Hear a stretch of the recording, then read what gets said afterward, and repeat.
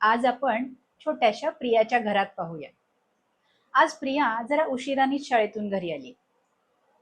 जरा म्हणजे अगदी 10-12 मिनिटं. घरी आल्या आल्या तिने पाठीवरचं ओझं खुर्चीत टाकलं आणि दोन्ही हात उंचावत आईला म्हणाली, आई आई, आज शाळेत खूप धमाल आली.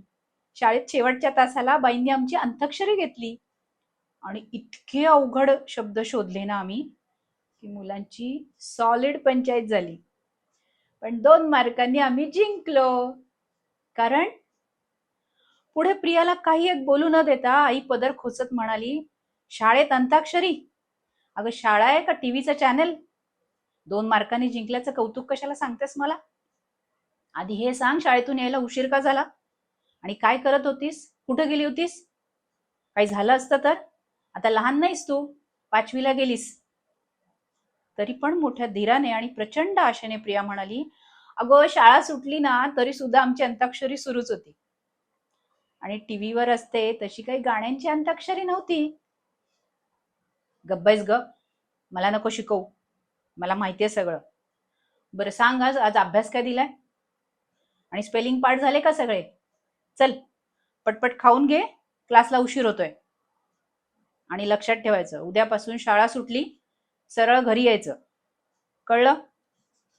आईनी स्पेशल अगदी खरमरीत शब्दात प्रियाला फटकारलं. हिरमुसल्या तोंडाने प्रिया कामाला लागली. आई खुश झाली. आता प्रिया क्लासला जाईल, तिचा अभ्यास करेल. मग घरातल्या छोट्याशा ब्रेक नंतर पुन्हा शाळा, क्लास, अभ्यास या चक्रात अडकेल. पण तिचं मन मात्र कोमेजून जाईल. तिचं भावविश्व पार विस्कटून जाईल. कुठलीही नवीन गोष्ट, मस्त गंमत उत्साहाने आईला सांगण्याची आता तिला हिंमतच होणार नाही. आपल्या भावविश्वात आईला काडी इतकाही रस नाहीये याची तिला खात्री पटल्याने ती घरात गप्प गप्प राहील.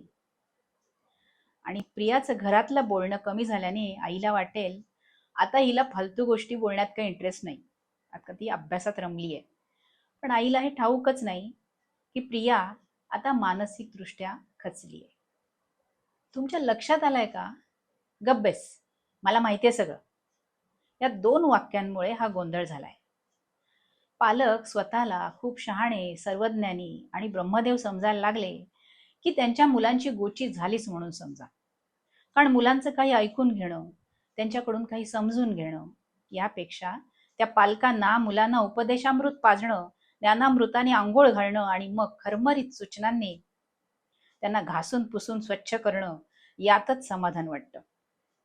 आपण आपल्या मुलांपासून यामुळे नकळत दूर चाललोय, तुटत चाललोय याची त्या परमपूज्य पालकांना जाणीवही होत नाही. जर आईने नीट ऐकून घेतलं असतं तर तिला नक्की कळलं असतं की शाळेत बाईंनी गाण्यांची नाही तर इंग्रजी स्पेलिंग्सची अंताक्षरी घेतली होती. आणि प्रियाचा गट जिंकला होता कारण तिने सांगितलेला एक शब्द खूप महत्वाचा ठरला होता आणि त्याबद्दल बाईंनी तिला शाबासकी दिली होती. प्रियाच्या आईला मुलीच्या आनंदात आपला आनंद शोधताच आला नाही, किंबहुना मुलीच्या आनंदात आणि यशात तिला सहभागी होता आलं नाही. कारण कारण तिला सगळं माहितीये. या कथेच्या शेवटी लेखकांनी पालकांसाठी गृहपाठ दिलाय. नवीनच आहे ना? ऐका हा.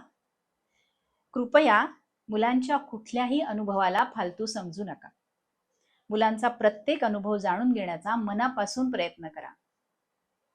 त्यांच्या आनंदात तुम्हालाही आनंद आहे असा विश्वास त्यांना द्या आणि मग निखळ आनंदाचा साक्षात्कार अनुभवा. शक्य असेल तर मलाही कळवा, मी आहेच तुमच्या सोबत. श्रोते हो, ही छोटीशी छान कथा होती राजीव तांबे लिखित छोटीसी बात या पुस्तकातली, पालकांसाठी मूलमंत्र. आणि अगदी खरंच, मूल लहान असतं तेव्हा शाळेतून आल्यानंतर त्याला बरंच काही पालकांना सांगायचं असतं, कारण आई बाबा त्याच्यासाठी सगळं काही असतात. हे जर त्याचं ऐकून घेतलं, त्याचं म्हणणं समजून घेतलं तर मोठेपणीही ही मुलं त्यांचा आनंद, त्यांचा त्रास पालकांना सांगू शकतील. पटतंय ना तुम्हाला? अशाच छान छान कथा ऐकण्यासाठी आपल्या ऐकाल तरी वाचाल या चॅनलला नक्की लाईक करा, शेअर करा आणि सबस्क्राईब करा. पुन्हा लवकरच भेटूया अशीच एक छान कथा घेऊन. तोपर्यंत ऐकत रहा.